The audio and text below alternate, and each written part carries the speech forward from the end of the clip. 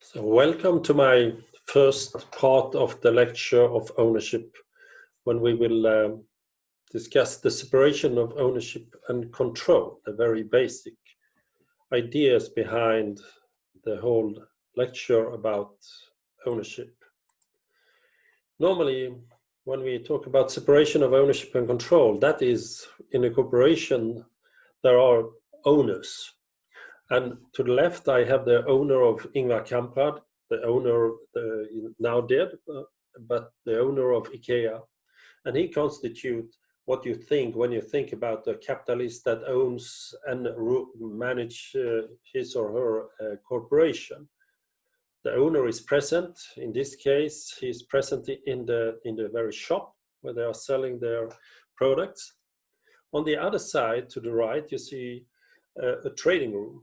And that is also an indication of a corporation, but that is a modern corporation that is listed on a corporation on the stock market, and where there are influences from the very stock market. The trading of the shares influence the corporation.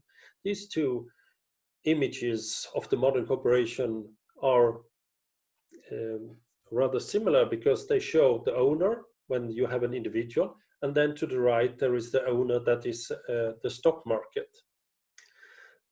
And the stock market, that really represent the separation of ownership and control, because those that are acting on the stock market, they are not acting in the corporation, but the managers are acting in the corporation. So separation of ownership and control, that is really the thing that today the managers of the firm, they are not owners, they are managers. They operate the corporation. And the owners of the firms, they are shareholders. They act on the share market, and they are not managers. They are not acting in the corporation. So that is what is the separation of ownership and control, the separation between the shareholders and the managers. Now, that wouldn't be any problem, because why should that be a problem? It's just a division of labor. No, it's not. It is a problem. It constitutes a problem. And one reason why it's a problem is because we have certain ideas about ownership that are very old, but they are still active in the minds and actions of people today. And one way to describe this matter of problem is to think about the separation of the natural rights and the legal positivism. So the next slide shows that you can think about ownership as being natural rights. And here I have a citation from John Locke in Two Theories of Government from 1690, very old.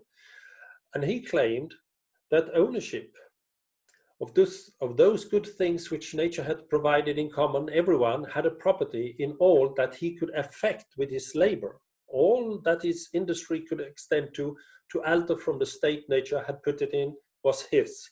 Property is a relationship between the individual that belongs to the culture and the nature. When you work with something from the nature, you put yourself into this thing, and when you put yourself in this thing, that becomes your property. That's why it's a property, because you are working with it.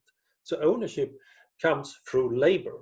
That is the natural rights idea of ownership. Then, continue to the next slide, you see there is an idea of legal positivism. And that's and here I have the citation from Jean-Jacques Rousseau that said, the first man who, having enclosed a piece of land, thought of saying, "This is mine," and found people simple enough to believe him, was the true founder of civil society. And that means that he says that property is not what you're doing. Property is if you can convince other people that this is yours. So property, like I tried to show in this slide, is a relationship between individuals. Property you have if other people respect your claim that this is mine. So property is not coming from labor, it's coming from people that are accepting that you are the owner. Those are two totally different views of property. And if we go to the birth of the modern corporation, it was really, it has a long history back to the Roman times, but more modern history is from about 1600, when a corporation were really organizations, were a collection of people financing, for example, ships that went to India in order to trade with India. Typically in UK, it was the corporation had monopoly of trade. That's why then later on the liberals thought that corporations was not very good. It was also, the corporation was a mean for the government to control trade. So it was the government that gave a corporation the monopoly to trade with India, for example. 1700, 100 years later, when we started to have industries, then it was about financing large ventures such as ships, but also productions. And that was a corporation that, when there were a multitude of shareholders that invested in the corporation, and they were a distance from the corporation. They were acting on the stock market in London, drinking their tea, and then actions of operations of the corporations were made on the ships to India. Here comes the critique of Adam Smith. Adam Smith was in many ways a founder of liberal ideas, and he wrote in his Wealth of Nations a very hard criticism against corporation, because corporation were this separation of ownership and control. Those that were working on the ships going to India were not the owners of the corporation, and those that were owners of the corporation, they were sitting drinking tea in London. This separation created what he thought was a very bad way of having a firm, because those that were operating the corporation, they didn't have any interest in the corporation, they just wanted a salary. And those that had the shares of the corporation, they were not really interested in the firm as such. And that conflicts with the idea of Adam Smith that the good thing in economy is when people are working, putting their labor in products and then sell it.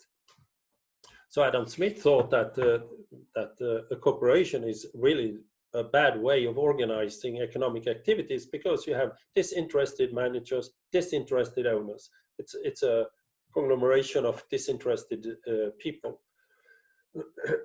So he thought that cooperation you could use when you organize very simple activities such as channel management. It's not so hard. You take a boat into the channel and then out of the channel. You could have it when you were running banks, because you get money in and then you lend out money. It's not hard labor. But if you need hard labor, if you need a lot of incentives, a strong engagement in the firm, then you couldn't have a corporation. Then you couldn't have this separation of ownership and control.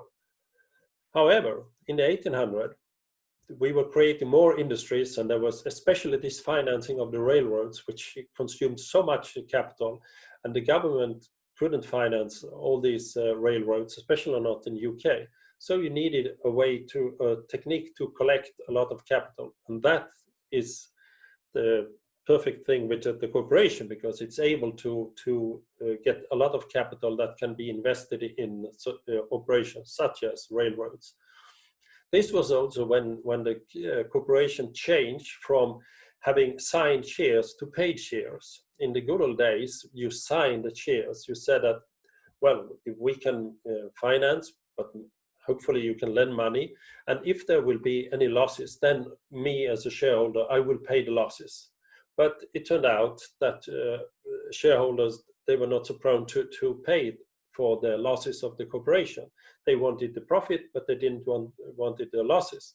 So if there were losses in the corporation, they handed out the shares to poor people, and then there was nothing to gain. So you have to have paid shares. You have to pay for the share. You have to put up capital in advance. And then in the old days, you had boundless liability. So you were liable for all the debts of the corporation, but they changed it. It was really a hard debate, because liberals don't like that you don't have full liability of your actions, but they changed it to limited liability. So a shareholder puts in a a certain amount of money, and that is the risk capital of the corporation. If there are debts that goes beyond these paid shares, then someone else has to pay it, the workers, the government. And then this modern corporation developed. In the 1900s came the big business, when there was a huge expansion of markets in the US and also in Europe. So the corporation was a really successful organizational form of governing big business. I would say that one of the most beautiful innovations of humanity is the limited modern corporation. Because if you look around today, most economic organizations are organized as corporations. But we have to go back to the history of ideas to understand why this separation of ownership and control is a problem. Since much of capitalism came from UK, which has been the center of liberalism, there were these liberal ideas. Liberal ideas means that you think that the individual is the most important actor in the economy, and you think that private property is the most efficient way to organize a good economic society. That was the idea of Adam Smith, that it's private property, not collective property. And of course, the corporation goes against this idea with individual and private property, because a corporation is not private property, it's a communal property. As a shareholder, you are not the owner of the firm, you are an owner of some rights in a corporation that owns the firm. And then you have this natural rights idea that property, the good property, is created not by a relationship between individuals, but when you put your labor in this property. And of course, it goes back to the old fight there were between the bourgeoisie, those that were traders and industrial people, and aristocracy. Aristocracy are the ones that inherit their property, and the property they get from the king. And aristocracy are the lazy people sitting on the castle, consuming a lot of resources, but not really working with the property. They were not out digging in the fields. And that goes against the bourgeoisie that were really hardworking and doing trade and doing creating factories. So in this conflict between bourgeoisie and aristocracy, it was the bourgeoisie that won the ideological war and created this idea about property, that good property is private property, it's not communal property. In the 1700s, the French physiocrats came that had similar ideas that Adam Smith had, that there is a wise order. If every individual are doing something out of self-interest, that will create the best society. With the end of 1800, about 1880, there was started a debate that really Adam Smith started, the separation of ownership and control. Is it good or bad? Adam Smith thought it's very bad. He fought it against the corporation. But since the corporation gained so much power, so much influence, there was some efficiency with the corporation. So there was a debate. In many books, many articles were written in US and in UK, and a little bit also in the rest of Europe, about this separation of ownership and control. Was it good? Was it bad? And how should we deal with it? And the top of this debate was Berlin Means, when they showed through statistical data that the owners of the corporations are not the managers, and the managers are gaining more and more power. And then we have continued with this debate, whether it's good or bad. And the end result today we see is the agency theory that claims, with origin from Adam Smith, that it's not really good when you have this separation of ownership and control. When the owners are not in control of the corporation, you get the agency cost. When people, the managers that are not really interested in the firm, but in their own wealth, they are doing things to satisfy themselves. And then the owners are have to assume losses because of these disinterested managers. So this is the separation of ownership and control. that has its origin in the ideas, the liberal ideas of what is good property. And the corporation has always been considered to be, well, it's a very efficient way of organizing, but the property is not the best because there is this separation.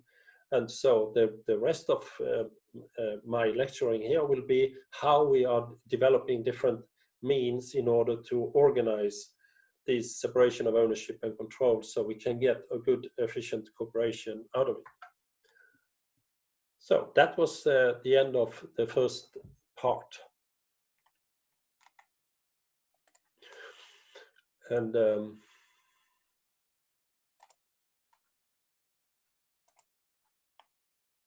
how do I stop this thing?